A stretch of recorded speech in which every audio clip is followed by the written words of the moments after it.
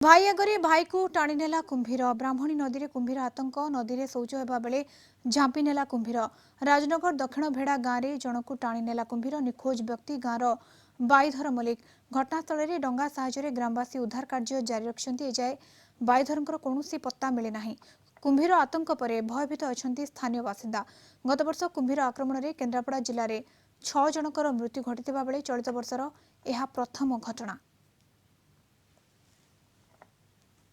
ଯାଇଥିଲା ଆଜି ଗଲା ବେଳକୁ କୁମ୍ଭୀର ଯାକୁ ଧଇଲା ଧରିବା ପରେ ମୁଁ ଡାକି ଡାକିଲା ଭାଇ ମତେ କୁମ୍ଭୀର ନେଇଗଲା ବୋଧେ ମୁଁ ଦୌଡ଼ିକି ଆସିକି ଦେଖିଲା କୁମ୍ଭୀର ନେଇକି ତାକୁ ମଝି ନେଇଗଲା।